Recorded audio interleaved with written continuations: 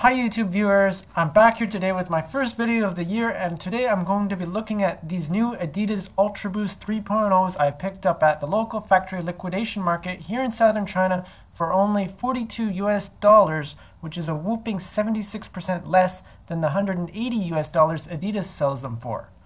The question is, are they just as good? I'm going to be extra careful, much more detailed, and do a lot of close-ups for this video, as I know Boost has what's almost a cult-like following. Also, I won't be looking at just one pair in the triple white colorway as you see here, but also a black pair as well. For the record, each pair was $42 US, so that's $42 US for these and $42 US for these. The white pair is a US size 9.5 for myself, whereas the black pair is a US size 10.5 destined to be gifted to a friend of mine. Interestingly, they both say made in Vietnam, while the white pair clearly has a Chinese factory QC sticker affixed above the size tag. The plot thickens when I visited the Adidas store only to find a similar factory QC sticker on genuine Ultraboost shoes. This makes me to believe there is a high probability these shoes are in fact unauthorized, but feel free to comment what you think. Also, some pairs at the market had a made in China label. It really was just potluck depending on the size you needed, but the shoes otherwise are exactly the same. Now, let's take a closer look at the shoes. First things first, is the Boost real?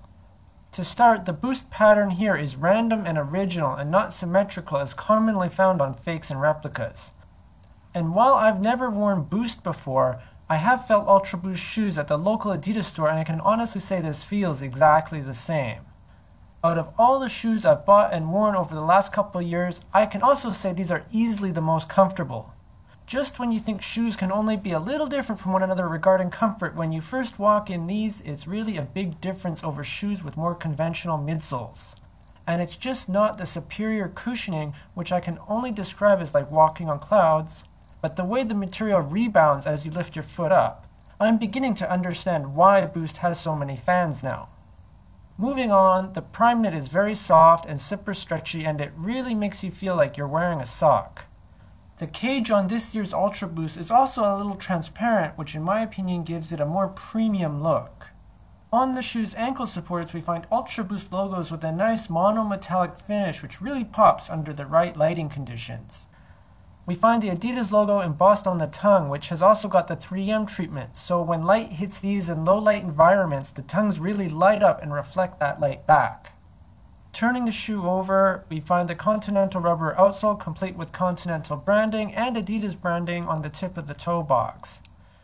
These shoes also feature Adidas torsion system for enhanced stability. Taking a look at the insoles, they are your basic Adidas foam insoles with Ultraboost written in silver and white respectively, and then Endless Energy in small silver writing underneath.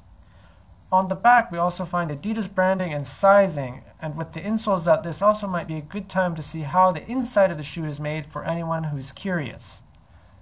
Overall, I'm extremely happy with these shoes, and I'm starting to understand what the Boost craze is all about. It really is comfort taken to a whole new level, and I'm going to see just how long I can keep these triple whites clean. They were more expensive than the prices I normally pay at this market, but I have a feeling that's attributed to their original factory and material origins, that is, unauthorized shoes. With that said, I am not a Boost expert, but I have tried my best to do my homework before making this video, so please feel free to comment what you think about these shoes below. Don't forget to give a thumbs up, and thanks for watching.